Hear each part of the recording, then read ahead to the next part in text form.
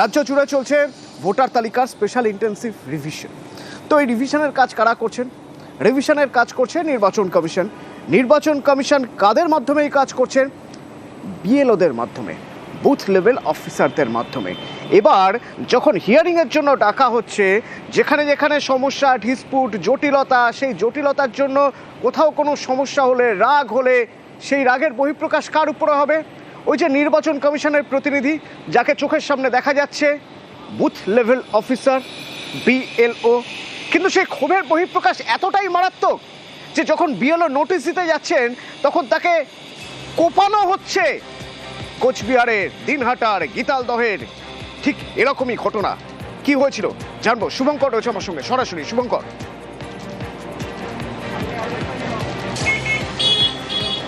তাহলে তোমাকে জানিয়ে রাখি, এই যে ঘটনা সেটা হচ্ছে একদম ভারত বাংলাদেশ সীমান্ত লাগোয়া দিনহাটার গীতালদহ। এটি হচ্ছে সিতাই বিধানসভা কেন্দ্রের মধ্যে পড়ে। 6-এর 272 নম্বর বুথের বিএলও মনোয়ার হোসেন গতকাল তিনি হিয়ারিংয়ের জন্য সেই এলাকায় নোটিশ সার্ভ করছিলেন। সেই সময়ই এক যুবক তাকে ধারালো অস্ত্র দিয়ে কোপায় এবং সঙ্গে সঙ্গে মাটিতে লুটিয়ে পড়েন ওই বিএলও। সঙ্গে সঙ্গে তাকে উদ্ধার করে দিনহাটা মহকুমা হাসপাতালে নিয়ে আসা হয়। বর্তমানে সেখানেই তার চিকিৎসা চলছে। এবং বিএলও যেটা জানিয়েছেন যে তিনি কেন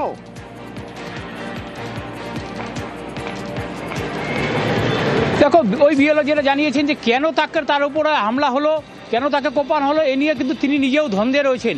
তিনি শুধুমাত্র বাসিন্দাদের যাদের হিয়ারিংয়ের নোটিশ এসেছিল সেই নোটিশ সার্ভ করছিলেন এবং সে সময়ই তার উপর হামলা চালায়। এবং গোটা ঘটনায় স্থানীয় এক যে যুবকের বিরুদ্ধে অভিযোগ, সেই যুবকের নামে দিনহাটা থানায় অভিযোগ দায়ের করা হয়েছে এবং সেই যুবকের খোঁজে ইতিমধ্যেই তল্লাশি শুরু করেছে দিনহাটা থানার পুলিশ।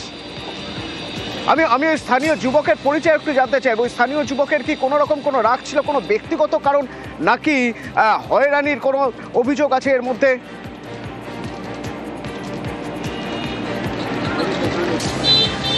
দেখো, স্থানীয় বাসিন্দাদের কাছ থেকে যেটা জানতে পেরেছি, এই যে একের পর এক নোটিশ, এই যে হয়রানি, এই যে এসআই নিয়ে একটা হয়রানি, সেজন্যই ওই যুবক নাকি অনেকটাই ক্ষুব্ধ ছিলেন বিএলওর ওপরে এবং সেই রাগবশত বা ক্ষোভবশতই তার উপরে হামলা চালানো হয় বলে স্থানীয় বাসিন্দারা জানিয়েছেন। অতনু, ধন্যবাদ শুভঙ্কর। হিয়ারিং ছিল 24 তারিখ আমার বুথের। ওখানে এক দুষ্কৃতী ছিল, সে আমার ভিলেজেরই। তার হয়তো ব্যক্তিগত ক্ষোভ ছিল আমার সঙ্গে, বা বিএলও হিসাবে ওনার পছন্দ ছিল না আর কি। ওদের বক্তব্য ছিল যে উনি যাতে এই বিএলও না হয়, তাই ওই রাস্তা দিয়ে যাওয়ার সময় হঠাৎ করে আক্রমণ করে, সে ধারালো টাইপের অস্ত্র নিয়ে। এটা তো বিএলওর কাজ করে, যদি এরকম প্রাণহানির আশঙ্কা থাকে তাইলে আমি লিখিত রিজিয়ন দিয়ে দিব। উজালা বুরুঙ্গুলে, নাম শুনে নিশ্চয়ই বুঝতে পারছেন ইনি বাঙালি নন। আচ্ছা, বাঙালি নন, এ রাজ্যের বাসিন্দা কি? তথ্য বলছে দুবরাজপুরের 2025-এর ভোটার তালিকায় উজালা বুরুঙ্গুলের নাম রয়েছে। আবার তথ্য এও বলছে মহারাষ্ট্রের নাসিকের উজালা বুরুঙ্গুলে মহারাষ্ট্র জেলা পরিষদের বিজেপি প্রার্থী ছিলেন। আবির রয়েছে আমার সঙ্গে। আবির, উজালা বুরুঙ্গুলে নিয়ে তো ধন্দ বেড়ে যাচ্ছে। দেখো, 2025 সালের ফেব্রুয়ারি মাসে তোমার মনে আছে যে নেতাজি ইন্ডোর স্টেডিয়ামের যে সভা, সেখান থেকে প্রথম মমতা বন্দ্যোপাধ্যায় উল্লেখ করেছিলেন যে ভিন রাজ্যের বাসিন্দাদের এখানে ভোটারের তালিকা এসে নিয়ে আসা হচ্ছে। যাদের ভিন রাজ্য ভোটার তালিকাতে নাম রয়েছেন তাদেরকে এখানে নিয়ে আসা হয়েছে। এবং এই যে সোশ্যাল মিডিয়াতে তৃণমূল কংগ্রেস যে পোস্ট করেছে, সেখানে যে ছবিগুলো তারা জুড়ে দিয়েছে, সেখানে দেখতে পাওয়া যাচ্ছে যে ইনাটিকে বিজেপির তিনি প্রার্থীও ছিলেন এবং তার পরিবারের তরফ থেকেও সেটা স্বীকার করে নেওয়া হয়েছে। তো এই হিন্দু ব্যক্তির এখানে কি করে নাম তোলা হলো, তার কাছে কি করে সেই সংক্রান্ত কাগজ গেল, এই বিষয় নিয়ে দ্বন্দ্ব প্রকাশ পেয়েছে। এবং তৃণমূলের যেটা বক্তব্য যে বাইরে থেকে এভাবে লোক নিয়েছে ঢোকানো হচ্ছে, বাংলার ভোটার তালিকা থেকে বাঙালি যারা রয়েছেন, যারা এখানকার বাসিন্দা, তাদের নাম বাদ দিয়ে এই সমস্ত ব্যক্তিদের নাম ঢুকিয়ে আসলে ভোটকে কেন্দ্র করে কোনোটা সমস্যা তৈরি করার চেষ্টা করা হচ্ছে। এবং সে কারণেই তাদের যে টুইটার হ্যান্ডেল বা এক্স হ্যান্ডেল, সেখানে সমস্ত যাবতীয় বিষয় নিয়ে তারা পোস্ট করেছে। এবং তাদের বক্তব্য যে নির্বাচন কমিশন অবিলম্বে গোটা বিষয়টি, গোটা ঘটনা তদন্ত করুক এবং যাদেরকে বাইরে থেকে এভাবে নিয়ে আসা হয়েছে তাদেরকে চিহ্নিত করে তাদের নাম বাদ দেওয়া হোক। ধন্যবাদ আবির। মহারাষ্ট্রের বাসিন্দা, বীরভূমের দুবরাজপুরের ভোটার লিস্টে উজালা বুরুঙ্গুলে যিনি এসআইআর এর ফর্ম ফিল আপ করে জমাও দিয়েছেন, হিয়ারিংয়েরও নোটিশ পেয়েছেন দুবরাজপুর থেকে, আদতে তিনি মহারাষ্ট্র জেলা পরিষদের বিজেপি প্রার্থী ছিলেন নাসিকের। দেবজিৎ সরকার আমার সঙ্গে ফোনে রয়েছেন। দেবজিৎ দা, একটা প্রসঙ্গ বারবার করে তৃণমূল তুলে আনছে, তৃণমূল অভিযোগ করছে বাইরে থেকে ভোটার নিয়ে এসে এ রাজ্যের ভোটার লিস্টে নাম ঢোকানোর চেষ্টা করছে বিজেপি। তার প্রমাণ হিসেবে তারা এই উজ্জ্বলা বুড়ুঙ্গুলের নাম বলছেন, নাম সহ ছবি প্রকাশ করছেন, কি বলবেন? তৃণমূলের কে করছেন, নেত্রী নাকি সর্বাধিনায়ক? যদি নেত্রী বা সর্বাধিনায়ক বলেন তাহলে একটু মান্যতা পেতে পারে, কিন্তু এই কারা করছে তো জানি না। আর যদি এরকম হয়ে থাকে তাদের নামগুলো বাদ দেওয়ার জন্যই তো এসআইআর, তাহলে এসআইআর এর বিরোধিতা করলেন কেন? নেত্রীর সর্বাধিনায়ক এই তো, তাহলে আসুন সবাই মিলে এসআইআর এ সামিল হই। এই নামগুলোই তো বাদ দিতে হবে। ভোটার, একাধিক জায়গায় এন্ট্রিওয়ালা ভোটার, আর সর্বাধিনায়কের নেত্রীর প্রিয় ওই বাংলাদেশি অনুপ্রবেশকারী মুসলমান ভোটার, যাদের কিনা তাজা ছেলে শাহজাহান বারুইপুরের হারদা গ্রামে রেখে দিয়েছে রোহিঙ্গাদের, তাদের নাম বাদ দিতে হবে। সেই জন্য একটু সর্বাধিনায়ক বাঘের বাচ্চা বিহারের জেল থেকে চলে এলেন, বাঘ করে গিয়ে বিহার জেল থেকে এলেন, তিনি কিনা জননীর গর্ভে লাঠি টাতির গল্প এতদিন ধরে বললেন, দুদিন ধরে, তিনি বা কি করলেন? আর উল্টো দিকে কাজল শেখ, তিনি ঘুমাচ্ছেন নাকি? করুন, নেতাইয়ারা সবাই সামিল হোক। ঠিকই ঠিক। ধন্যবাদ। এই যে উজ্জ্বলা বুড়ুঙ্গুলে, এই উজ্জ্বলা বুড়ুঙ্গুলের স্বামীর বক্তব্য একবার শোনাবো আপনাকে। ও আগে থেকে ছিল, মহারাষ্ট্রে তো আগে থেকে ছিল। ও কি এখন বিজেপি প্রার্থী? হ্যাঁ, বিজেপি প্রার্থী এখন। কোথাকার? মহারাষ্ট্রে, সোলাপুর। আপনার কি জেনে শুনেই দুই জায়গাতে ফর্ম ফিল আপ না না, করছেন? জেনে শুনে না, ওখানে তো এসআইআর হয় নাই, ভুল করে হয়ে গিয়েছে। জন্ম তো মহারাষ্ট্রে। আপনি কি দু জায়গাতে ভোটার হিসেবে থাকতে চাইছেন? না না না, দু জায়গাতে কেন থাকবো? এক জায়গাতে থাকবো। ভুল হয়ে গেছে দু জায়গাতে। এখানে এখন 2 বছর হলো ভোটার করেছি, কিন্তু এক জায়গাতে আমাকে ক্যান্সেল করতে হবে।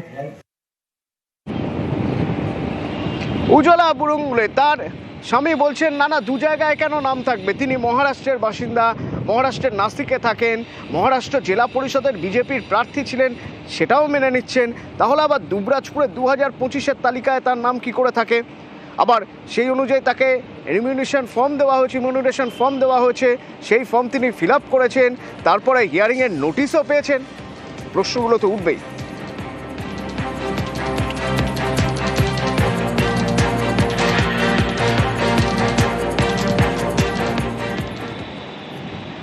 বারবার তৃণমূল অভিযোগ করছে এসআইআর এর নামে সাধারণ মানুষকে হয়রান করা হচ্ছে, এসআইআর এর নামে চক্রান্ত হচ্ছে, নির্বাচন কমিশনের চক্রান্ত। মমতা বন্দ্যোপাধ্যায় সুর আরও চড়ালেন রেড রোড থেকে। গতকাল নেতাজি সুভাষচন্দ্র বসুকে যে মঞ্চ থেকে স্মরণ করলেন, সেই স্মরণের মঞ্চ থেকেই তিনি আরও একবার সুর চড়ালেন নির্বাচন কমিশনের বিরুদ্ধে, কেন্দ্রের বিজেপি সরকারের বিরুদ্ধে। আজকে কি সুভাষচন্দ্র বসু বেঁচে থাকলেও তার নামটাও তাকে হিয়ারিং এ ডাকা হতো, কই ফের চাওয়া হতো আপনি ভারতীয় কিনা।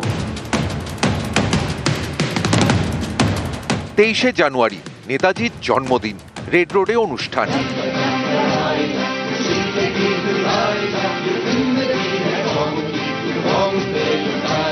শুক্রবারের এই অনুষ্ঠান মঞ্চ থেকে এসআইআর ইস্যুতে সরব হন মমতা বন্দ্যোপাধ্যায়। আজকে পদে পদে সেই সংবিধানকে লাঞ্ছিত করা হচ্ছে, মানুষকে বঞ্চিত করা হচ্ছে, অধিকার কেড়ে নেওয়া হচ্ছে, গণতন্ত্রকে উলঙ্ঘিত করা হচ্ছে। আজকে কি সুভাষচন্দ্র বসু বেঁচে থাকলেও তার নামটাও তাকে হিয়ারিং এ ডাকা হতো, কই ফের চাওয়া হতো আপনি ভারতীয় কিনা। সুভাষচন্দ্র বসু বাঙালির আবেগ, দেশের গর্ব, জাতির গর্ব, যার পরিচয় বাঙালির পরিচয়। সেই নেতাজির নাতির ছেলে চন্দ্রকুমার বসুকে এসআইআর হিয়ারিং এর নোটিশ ধরিয়েছে নির্বাচন কমিশন। চন্দ্রকুমার বসু সহ পরিবারের 5 সদস্যকে শুনানিতে তলব করা হয়েছে। সেই চন্দ্রকুমার বসু এদিন ছিলেন রেড রোডের মঞ্চে। চন্দ্রবাবুকে তো অলরেডি ডেকেছেন, 1,38,000 মানুষকে ডেকেছেন, এবং তার আগে 58 লক্ষ বাদ দিয়েছেন একতরফা ভাবে। 7 কোটি মানুষের মধ্যে যদি 2 কোটি বাদ চলে যায়, কত মানুষ অধিকার হারায়? 110 জনের বেশি মানুষ মারা গেছেন, রোজ 3-4 জন করে আত্মহত্যা করছেন ভয়ে। কেন ইলেকশনের বিরুদ্ধে কেস হবে না? এত মৃত্যুর দায় ইলেকশন কমিশনকে নিতে হবে এবং গভর্নমেন্ট অফ ইন্ডিয়াকে নিতে হবে। এবং হসপিটালে আজও মৃত্যুর সাথে লড়াই করছে আরো 40-45 জন। এদের জীবন নয়, আজ এতদিন পরে আমাদের প্রমাণ করতে হবে আমরা ভারতবর্ষের ভোটার কিনা। মিসম্যাপ বাদ দিয়ে দিয়েছে সব নাম। বাবা মায়ের জন্য সার্টিফিকেট দিতে হচ্ছে। আজকে বাবা মাকে অসম্মান করার একটা প্রবণতা।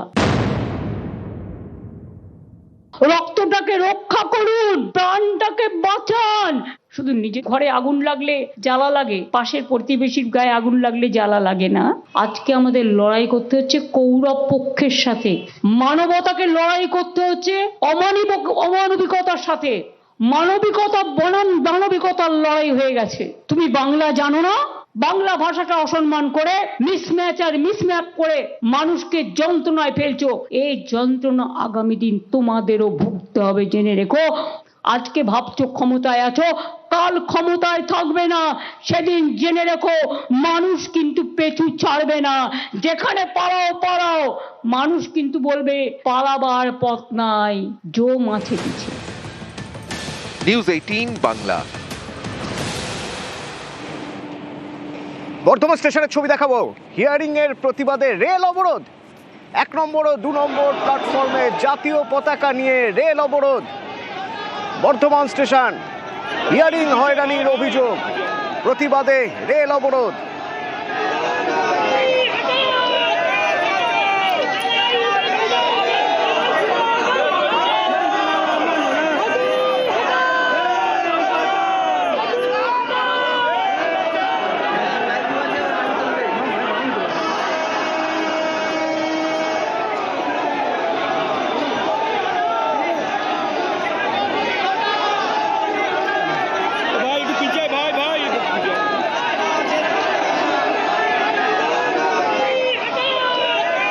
শরদিন্দু আমার সঙ্গে ফোনে রয়েছে। শরদিন্দু, এরা কারা, এরা এই প্রতিবাদ করছেন?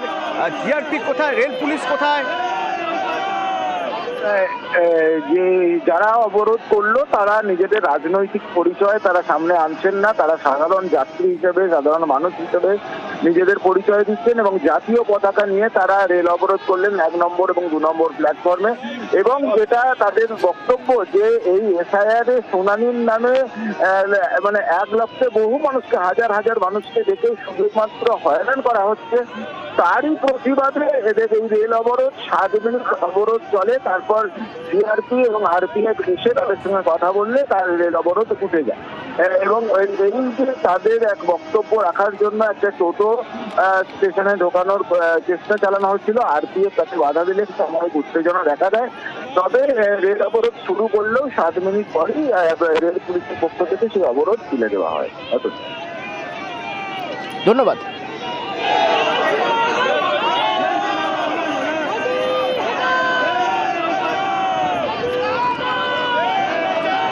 রেল লাইনে শুয়ে অবরোধ, হিয়ারিং হয়রানির প্রতিবাদ। বর্ধমান স্টেশনে জাতীয় পতাকা হাতে নিয়ে 1 ও 2 নম্বর প্ল্যাটফর্মে রেলের ট্রাকে শুয়ে প্রতিবাদ, রেল অবরোধ।